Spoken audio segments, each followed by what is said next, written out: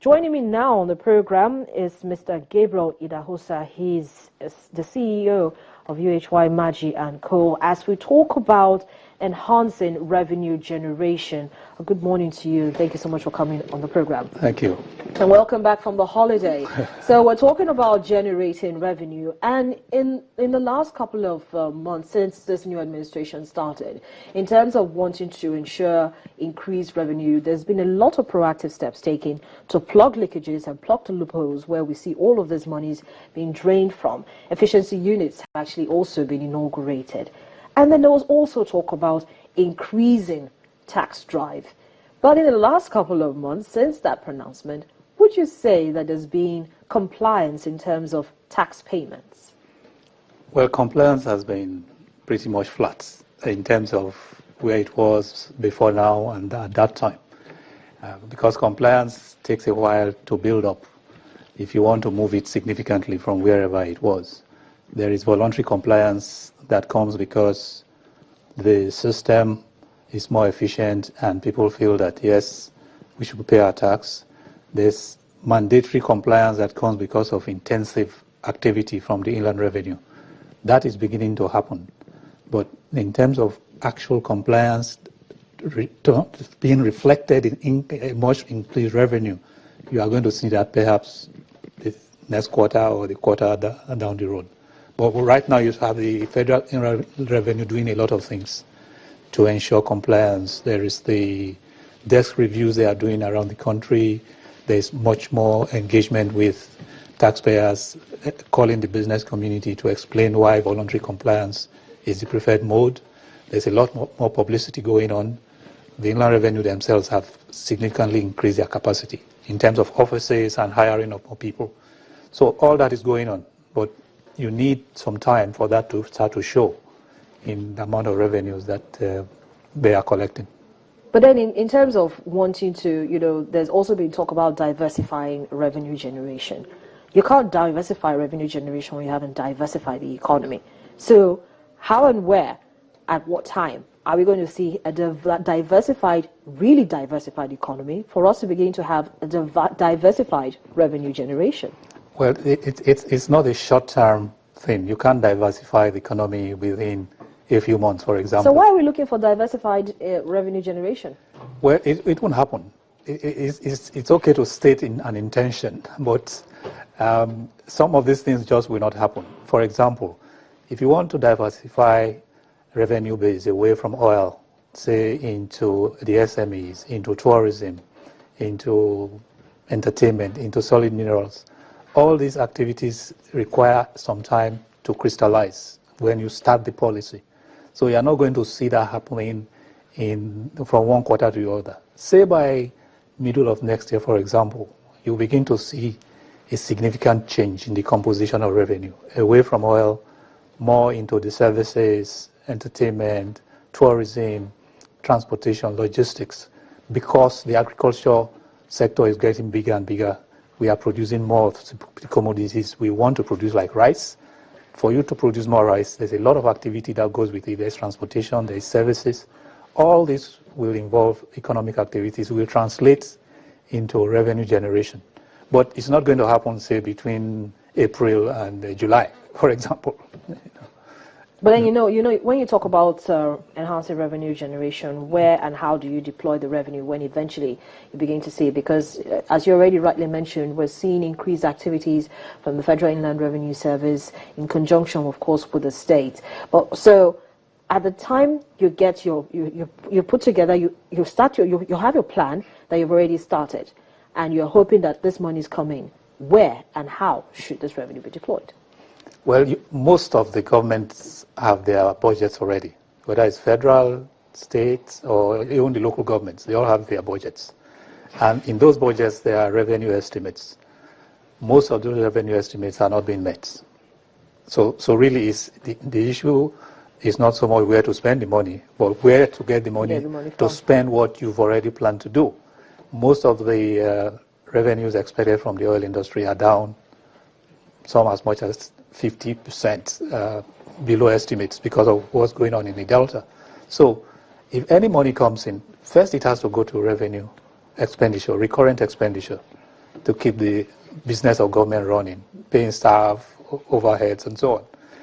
The federal government had a 30% capital budget in this year's budget, 30% for capital expenditure.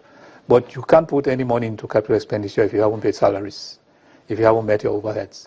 So you are going to find that there's going to be a significant deficit in implementation of the capital expenditures across the board at federal, state, and local government, except for a few states that have significant internal revenue generation that are sustainable. That is, if you generate internal revenue from your activities in your state that are not connected with oil, then you still be able to meet those. But those states that are significantly dependent on oil will not be able to meet their budgets.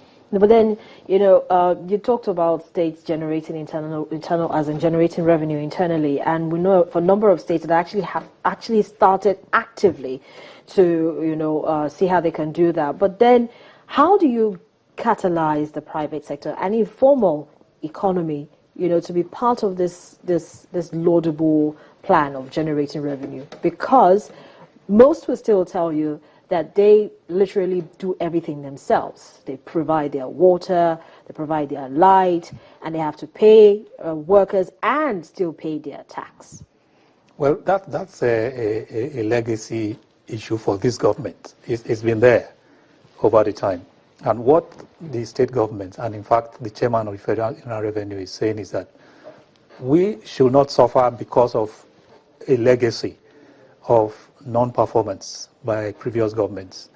The attitude of the Inland Revenue is that give us a chance, pay the taxes and say that this time we will produce results. The chairman of Inland Revenue has made that point in his engagement with the private sector, because that question has always arisen.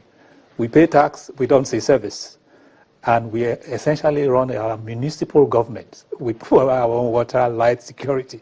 And so what really is the purpose for paying this tax? The Inland Revenue now is not trying to contradict that position. They are not saying you are wrong, but what they are saying is that look at what we are doing this time. See what we will do with revenue this time.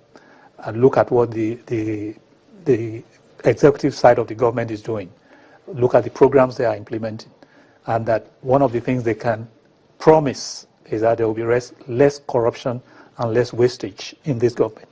So really they are banking on some degree of confidence and hope from the private sector, taxpaying community, that this time we will see value for money. But do you think the plan is a realistic one? Looking at how the Federal Inland Revenue Service has actually drawn up the plan in terms of how they want to accumulate revenue in the next couple of months, do you think it's a realistic plan? Well, significantly realistic in the sense that the leadership understands the structure. That is one thing you can say for the current leadership of the Federal Inland Revenue Service. They understand the structure. They've had the experience of doing it in a state. So they have a template they are working with. That template is workable, but they may not achieve the targets. But the first thing they want to do, which is very important, is expand the tax net. Get everybody that ought to pay tax to be in the system. Because if you work so hard to collect tax from less than 15 or 20% of everybody and every business that should pay tax, no matter how much effort you make, it's not really significant. But if you can bring up to 80 or 90% of all taxpayers into the system, you don't really need to make much effort. Just make everybody to pay what is due. Before, you'd have maybe 80% of the people not in the system at all. And so all the tax collection was based on just civil servants, big government, big companies that have visibility that you can see. But there are hundreds and thousands of companies in all kinds of locations that you didn't even have Federal Inland Revenue offices in a lot of local governments. Once you step out of the state capital in many states, you don't find the Inland Revenue Service. But now the Inland Revenue Service is correcting that, creating offices right across most communities, reasonably sized communities outside the state capitals. Because you have to be on ground, know which businesses are there, have a record. So you have to enumerate the businesses that are taking place there. Then you can tax. So that's what they are doing now. They are trying to get the data first, and they are working quite hard on that. That's why it's going to take a while for you to see results, because gathering the data that did not exist anywhere, will take a lot of time. Then you begin to see some effort. But what is important is that the leadership now knows what it needs to do and is doing it. So we expect that perhaps next year we'll see a significant improvement in revenue just by doing it better, not by the economy growing, actually. So you're taxing individuals, you're taxing businesses. What about taxing luxury items, such as yachts and the rest of it? Well, that is a very popular sentiment that is being done. The rates are high, but the point is how many private jets, how many yachts do you have in the country? So even if you tax them 150, 200, 1,000%, you probably can count them before you come from 1 to 100. You've covered all the aircrafts and the yachts in the country. Well, as we coast in to the second half of the year, of course, very soon we'll be getting another report from the National Bureau of Statistics with regards what states have managed to garner in terms of internal generated revenue. But it seems as if right now we have more attention coming from the federal government in terms of growing IGR to boost sustainable development rather than from the states. It seems as if they've quietened down on that level. Once upon a time, they were really fired up about it. There was a fervor, about it. But do you think that at this time, the state government should again start that move of trying to generate more revenue internally and look at what it is that they have that they can make money from? No, actually, they don't need anyone to tell them. You will see that most of them are not paying salaries. So nobody needs to tell them. They are doing a lot, but on a state-by-state basis, you won't know much, again, because of the amount of media attention they get themselves and efforts to also publicize what they are doing.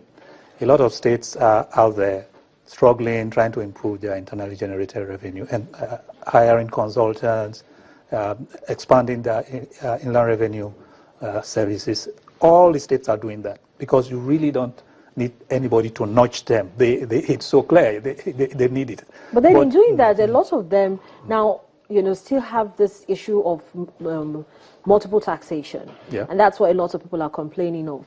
Yes, we want to pay our tax, but then why do I have to pay tax to different people on using the same, title? Mm-hmm. That's generic across the country. But each state has found solutions. Several states have consolidated those taxes into one figure. So where you used to have 4 or 5 taxes, they put it in one figure. Several states have moved specific taxes that were taxed on both levels, both state and local government, have moved it somewhere. They have said in some cases, for example, land use charges, local governments don't go there. We will collect and we'll give you some of it as tenement rates, which you want to collect yourself. So all the states are finding various ways of reducing the number of taxes. Multiple taxes is always a nuisance to business because they don't know who to pay, how many times they have to pay, and they are never too sure whether they are finished paying and another agency comes. Okay. So that keeps happening. All right. Thank you so much, Mr. Idahosa, for coming on the program this morning and sharing your perspectives with us. Thank you.